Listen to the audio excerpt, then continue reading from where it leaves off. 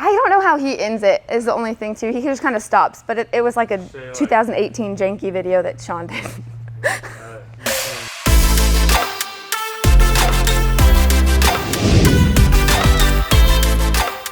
Today we're going to talk about your fitness journey and how it relates to injury in the terms of load versus capacity. Have you ever gone to the gym and you've made it through an entire workout? Maybe it was deadlifts and wall balls. You increased in weight throughout the entire time, but your wall balls remained the same in reps. And towards the last few rounds, you noticed that nagging knee started to flare up, or that your back just couldn't handle any more of the workout that you were doing. You then blamed it on the last set of wall balls, but in reality, let's take a look at what could have come before that last set of wall balls. Our bodies are a lot like a bank account.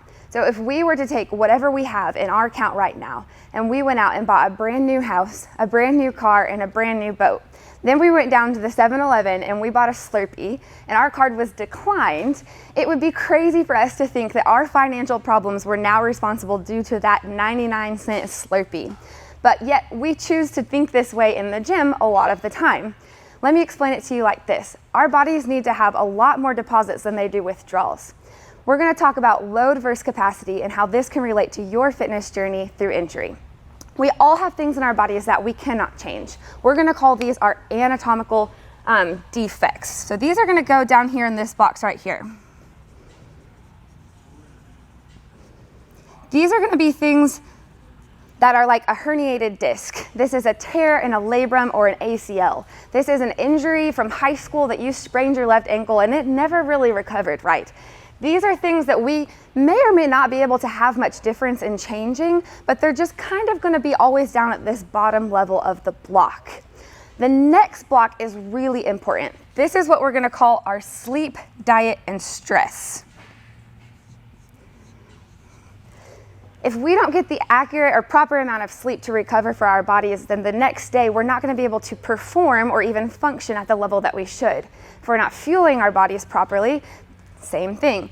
And then the stressors, these can be anything like your work life, your home life. You have a test that you're studying for, you have a presentation at work the next day, and that's all that's on your mind throughout the entirety of the day, including your workout. You never truly get a chance to check out and be present in the moment, working on what you need to accomplish in that workout. So these are things that are going to be just above the anatomical defects. These are things that a really good coach or a healthcare provider are going to be able to work with you to provide to change. And we'll look at that in just a moment. The next thing that we're going to do is look at our functional diagnosis. These are things that you may have been told, hey, you don't have the right range of motion for that, or this is just feeling a little bit like it's too much of a stretch. Maybe you can't do a handstand walk because you don't have the necessary skill or stability on your hands like you do when you're running on your feet. These are things that are going to be limiting factors in the functional aspect of your fitness journey. These are also things that we're going to take a look at in just a moment to see how we can change or improve to improve our load versus capacity. The last thing that we're going to put up here are the things that we talked about down here, but in individual categories. So we've got our work life, we've got our home life, and this one's going to be a school and hobby life. We're going to put a nice line up here. Everything below this line is what we're going to consider our capacity or our load. Anything at this line is where our capacity is. So let's say you have a herniated disc. That's down here. Okay, we can work with that. We're gonna make the workout appropriate for you to make sure you don't get hurt. But the night before, you stayed up late because Susie needed help with her science fair project, and your wife needed you to run by the grocery store on the way home because you didn't have milk and she needed it for dinner. And now the dinner didn't work out, so you ordered takeout. And your sleep, diet, and stress levels are now affected. So this box has reached its fullest capacity as well. You get to the gym after going through work and your home life and any type of hobby, and the hobby could be the gym, which is great, but if you get into the gym and now it's a workout that you're so excited to try because you've been working on a chest to bar and a bar muscle up for 6 months, and now it's finally your chance to shine, well, guess what? That shoulder injury, that labrum tear that you had from college and sports, it's now flaring up. But you choose to ignore it because you're like, nope, this is my time to shine. I can do this. I've healed it. I'm gonna do it. I'm not gonna modify and change it. This functional diagnosis can then come into play where you've now had limited range of motion due to a previous injury down here, and you decide to push through it anyways. That last rep, you feel a little pinch, but then coach is like, hey, let's just try one more. You're like, yeah, you're right, I got it. I can do one more. You do that one more rep after doing 30 previously in the workout, and that's when it flares off. You decide then that that rep is what set you off to where you should no longer or shouldn't do any more for that day. When in reality, you felt that and knew that from the warm-up, but progressed anyways. This line is what we call your capacity line. A good coach or a good healthcare provider is going to recognize what your load versus capacity level is, and they're going to work with you to make sure that you can reduce the things that are in your control to reduce. We already talked about that this number down here, this block down here, may or may not change, and that's okay because look, we now have 3 things in this category.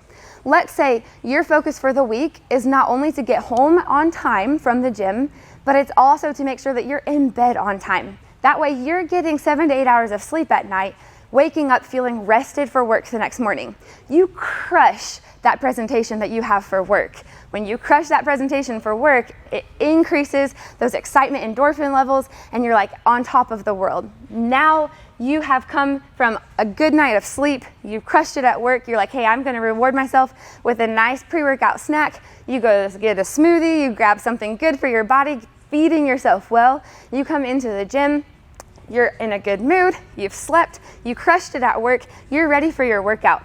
Your coach then says, hey, I know this is something you've been working on. We're going to change the workout just so slightly so that you get to your goals faster. So now not only have we cut this in half, now we're working on this, bringing that level down.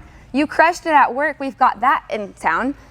After you've gotten that one down, you go home so excited that you were able to do the workout with no more shoulder pain from that labrum tear in college, no more back pain from your disc herniation. You're so excited to tell your wife that you nailed it in this workout, that now your home life has increased. She's pumped for you. She wants you to be getting better. You're a better dad, you're a better wife, and you're a better athlete just because you worked on some of these things, getting them down. So now if these parts don't exist, I get to shift all of these down by half a block. I'm shifting all of these down by half a block. That means this line now gets put to about right here. If this is what you're able to handle, this is now the room that you have to work and improve on. So no longer is that 30th rep of a wall ball or that 9th, 10th rep of a muscle up going to be a problem because you have set the foundation, giving your body more deposits than withdrawals to set you up for success. This is what we call our load versus capacity graph. The second part to that is going to be to take this capacity line and to increase it. Once we've worked in this range for ever so long, and you've accomplished things in a way that's appropriate for you, and you've dealt with some of these functions down here, we now get to increase that line, decrease your load, and now you have an expansion of what you're able to do both inside and outside of the gym in your everyday life. Our goal as coaches and as healthcare providers is to help you increase your capacity and decrease your load. If you have any questions on how to do that for you individually, reach out to one of your coaches today. We would love to help you.